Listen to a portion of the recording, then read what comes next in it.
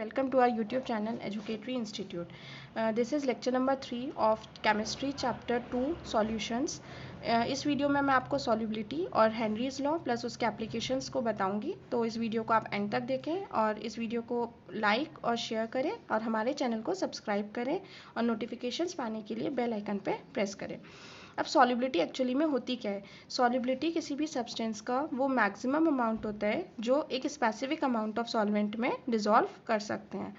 अब सॉल्युबिलिटी के 4 फैक्टर्स हैं जिस पर डिपेंड करती है: solute, nature of solute, nature of solvent, temperature and pressure. अब बेटा सॉल्युबिलिटी दो सॉल्युबिलिटी हम लोग पढ़ेंगे, सॉलिड्स की लिक्विड में और गैस की लिक्विड्स में। अब जैसे सॉलिड्स की लिक्विड में सॉल्युबिलिटी की बात करें तो दो प्रोसेस साथ जब सॉलिड्स लिक्विड में डिसॉल्व होते हैं तो दो प्रोसेस साइमल्टेनियसली वर्क करते हैं, डिसोल्यूशन एंड क्रिस्टलाइजेशन।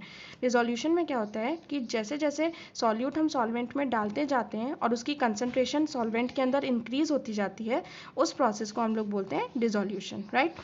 क्रिस्टलाइजेशन क्या होता है? जब डिसोल्यूशन हो रहा होता है तो साथ साथ जो सॉल्यूट पार्टिकल्स होते हैं वो आपस में कोलाइड करके वापस से क्रिस्टल्स बना लेते हैं और इस प्रोसेस को बोलते हैं क्रिस्टलाइजेशन।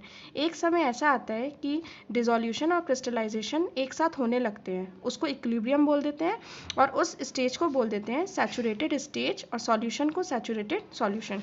आप देख सकते हैं कि सैचुरेशन स्टेज पे इक्विलिब्रियम आ जाता है और डिसोल्यूशन और क्रिस्टलाइजेशन दोनों फॉरवर्ड और बैकवर्ड रिएक्शन साथ साथ वर्क करती हैं, ठीक है। अब बेटा हमेशा like solvent solute like solvent में डिसॉल्व होता है और नॉन लाइक पोलर सॉल्यूट है तो वो पोलर सॉल्वेंट में डिसॉल्व होगा और नॉन पोलर सॉल्यूट है तो नॉन पोलर सॉल्वेंट में। NaCl पोलर है, वाटर पोलर है तो लाइक डिसॉल्व लाइक, और बेंजीन और ईथर दोनों नॉन पोलर हैं तो सेम लाइक डिसॉल्व लाइक। तो पोलर पोलर में डिसॉल्व होता है और नॉन पोलर में। अब सॉल्युबिलिटी का अगर हम अफेक्ट पढ़े टेम्परेचर का तो जैसे जैसे हम टेम्परेचर इंक्रीज करते हैं तो दो फैक्टर्स हैं कि अगर फॉरवर्ड रिएक्शन एंडोथर्मिक है और बैक फॉरवर्ड रिएक्शन एक्सोथर्मिक है। अगर फॉरवर्ड रिएक्शन एंडोथर्मिक है तो जैसे जैसे हम टेम्परेचर बढ़ाएंगे तो गैस सॉलिड की जो सॉल्युबिलिटी है सॉल्वेंट के अंदर वो इंक्रीज होती जाएगी, राइट। और अगर फॉरवर्ड रिएक्शन एक्सोथर्मिक है तो टेम्परेचर इंक्रीज करने से सॉल्युबिलिटी डिक्रीज करती है। ये ली चैटलियर प्रिंसिपल है जो हम क्लास 11th में पढ़ते हैं। अब अफेक्ट ऑफ प्रेशर की बात करें तो सॉलिड्स और लिक्विड्स जनरली इनकम्प्रेसिबल होते हैं तो प्रेशर का ज़्यादा अफेक्ट नहीं होता सॉल्युबिलिटी का सॉलिड्स में और लिक्विड्स में। इसके बाद सेकंड पार्ट है solubility of gas and liquids. तो गैस लिक्विड के साथ होमोजीनियस सॉल्यूशन फॉर्म करती है, तो जैसे जैसे जो गैस डिसॉल्व होती है तो दो तरह की गैसेस होती हैं, कुछ गैस केमिकली रिएक्ट कर जाती हैं और कुछ गैसेस केमिकली रिएक्ट नहीं करती। तो जो रिएक्ट कर जाती हैं वो सॉल्युबल होती हैं लाइक HCl, अमोनिया, SO2, और जो नहीं रिएक्ट करती हैं लाइक ऑक्सीजन, नाइट्रोजन, तो ये स्लाइटली सॉल्युबल होती हैं लिक्विड के अंदर। टेम्परेचर बढ़ाएंगे तो सॉल्युबिलिटी डिक्रीज करेगी क्योंकि काइनेटिक एनर्जी बढ़ जाती है गैस मॉलिक्यूल्स की टेम्परेचर बढ़ाने पे, तो वो कम डिसॉल्व होना पसंद करेंगी। और प्रेशर बढ़ाएंगे तो प्रेशर बढ़ाने से सॉल्युबिलिटी इंक्रीज होगी। जैसे आप ये देखिए एक्सपेरिमेंट कि अगर ये गैस है, गैस के मॉलिक्यूल्स ऊपर लिक्विड के ऊपर भी है और अंदर भी हैं, तो जैसे मैंने वेट बढ़ाया, मैंने वेट को 3 गुना कर दिया तो जो गैस है ज़्यादा से ज़्यादा सॉल्वेंट के अंदर देखी जाएगी। तो जैसे जैसे हम वेट बढ़ाएंगे तो गैस सॉल्वेंट के अंदर जाएगी जिसकी वजह से उसकी सॉल्युबिलिटी बढ़ जाएगी।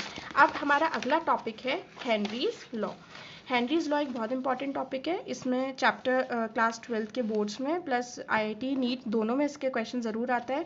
तो हेनरी लॉ के 2 स्टेटमेंट है। पहला स्टेटमेंट है कि उतना ज़्यादा मास गैस का लिक्विड के अंदर पाया जाएगा जितना ज़्यादा उसका गैस का प्रेशर होगा, ठीक है।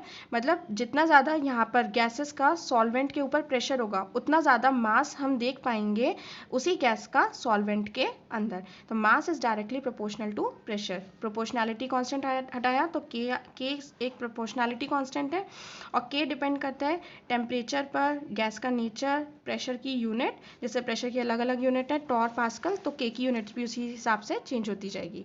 सेकेंड स्टेटमेंट है कि देखो सेकेंड स्टेटमेंट ये बोलता है कि जो गैस है सॉल्वेंट के ऊपर, तो जितना ज़्यादा यहाँ पर उसका प्रेशर होगा गैस का, उतना ज़्यादा उसी गैस का मोल फ्रैक्शन हम लोग देख पाएंगे लिक्विड के अंदर।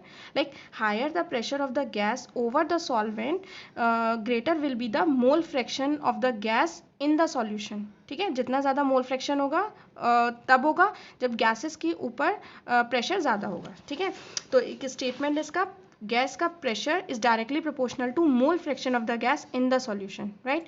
तो प्रेशर ऑफ द गैस, अगर एक ही गैस है तो प्रेशर बोल देते हैं, और बहुत सारी गैसेस हैं तो पर्टिकुलर एक गैस का जो प्रेशर होता है वो पार्शियल प्रेशर कहलाता है।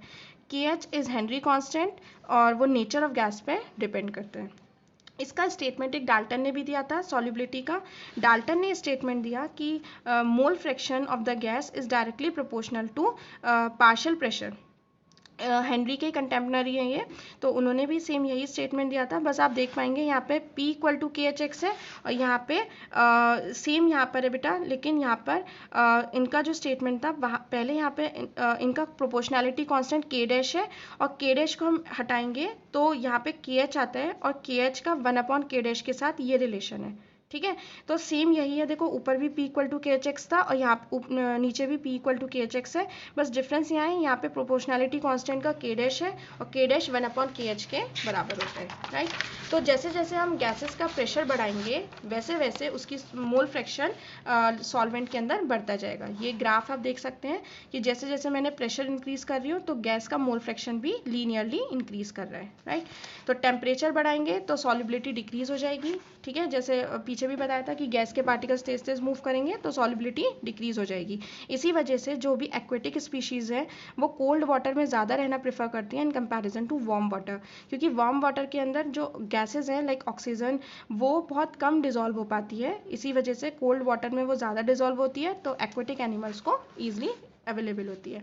कुछ इसके लिमिटेशंस हैं हेनरी लॉ के, लाइक वो तभी अप्लाई होगा जब प्रेशर लो है, टेम्परेचर ज़्यादा नहीं कम होना चाहिए, गैसेस ज़्यादा सॉल्युबल नहीं होनी चाहिए, प्लस गैसेस ना ही रिएक्ट करनी चाहिए सॉल्वेंट से और ना डिसोसिएट या एसोसिएट होंगी सॉल्वेंट के अंदर। ठीक है, कोई कुछ लिमिटेशंस है।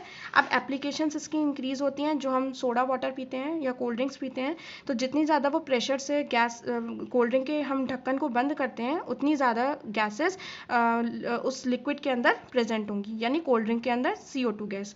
अब deep sea diving, scuba diving बोलते हैं इसको, तो जो डीप सी डाइवर्स होते हैं वो अपने साथ एयर लेकर जाते हैं, कंप्रेस्ड एयर, जिसके अंदर नाइट्रोजन और ऑक्सीजन प्रेजेंट होती है। ठीक है, तो होता क्या है, जब वो डेप्थ पे जाते हैं तो नाइट्रोजन गैस बहुत कम सॉल्युबल होती है, तो जैसे ही वो डाइविंग करने के बाद सरफेस पे आते हैं तो वो नाइट्रोजन गैस वापस से एकदम से निकलती है कैपिलरीज में से, ब्लड की कैपिलरीज में से, जिसकी वजह से उनकी कैपिलरीज ब्लॉक हो जाती है और उस सिचुएशन को हम लोग ब्लेंड बोलते हैं।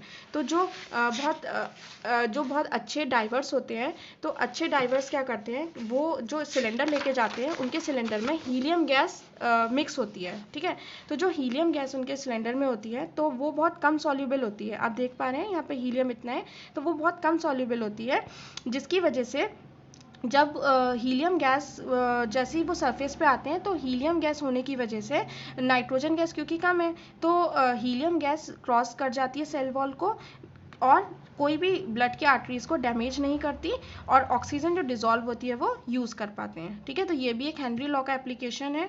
और तीसरा एप्लीकेशन है हाई एल्टीट्यूड्स पर पार्शियल प्रेशर गैसेस का कम होता है इन कंपैरिजन टू प्लेन्स, इसी वजह से एनॉक्सिया एक सिचुएशन होती है, डिसीज़ होता है या एक प्रॉब्लम बोल सकते हो आप उसे।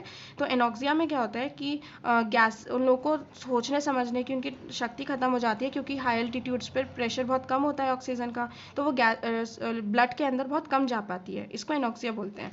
अब बेटा कुछ न्यूमेरिकल्स हैं, ये आपका एक NCERT का ही न्यूमेरिकल है कि अगर नाइट्रोजन गैस को बबल करेंगे वाटर के अंदर तो कितने मिलीमोल्स नाइट्रोजन के 1 लीटर पानी में डिजॉल्व होंगे। नाइट्रोजन का पार्शियल प्रेशर गिवन है 0.987 बार, KH भी गिवन है 76.48 किलो बार। ठीक है, ये हेनरी लॉ का क्वेश्चन है।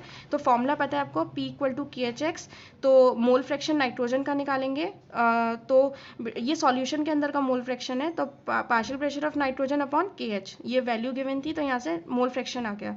अब तुमको मोल्स निकालना था कि कितना मोल नाइट्रोजन का सॉल्यूशन के अंदर है। ठीक है, तो मोल फ्रैक्शन नाइट्रोजन का फॉर्मूला होता है, मोल फ्रैक्शन निकालते हैं तो उसके moles upon total number of moles. तो नंबर ऑफ मोल्स देखो, पानी के मोल्स 55.5 है 1 लीटर में, आप ऐसे देख सकते हो। नंबर ऑफ मोल्स का फॉर्मूला है मास अपॉन मोलर मास। तो 1 लीटर पानी जैसे पीछे बताया था मैंने 1 किलो के बराबर है, 1000 ग्राम अपॉन मोलर मास 18 होते हैं। तो 1 लीटर पानी में 55.5 मोल्स होते हैं वाटर के, ठीक है। तो n बहुत छोटा होगा 55.5 के कंपैरिजन में, तो हम इसको नेग्लेक्ट कर सकते हैं। तो n अपॉन 55.5, यहाँ से n की वैल्यू आ जाएगी, x ऊपर कैलकुलेट करा था तो यहाँ से n की वैल्यू आ गई 7.16 इंटू 10⁻⁻1 मिली मोल, ठीक है। तो आज इतना करो, और एक क्वेश्चन और है, आप इसका स्क्रीनशॉट लीजिए और इसको आप खुद से सॉल्व करने की एक बार कोशिश करें, नहीं तो मैं इसको अगली वीडियो में आपको एक्सप्लेन कर दूंगी। ये क्वेश्चन है, आप इसको सॉल्व करना, ठीक है। चलो आज मैं इतना ही कराती हूँ। थैंक यू, एंड प्लीज़ मेरी वीडियो को लाइक और शेयर करें। Thank you.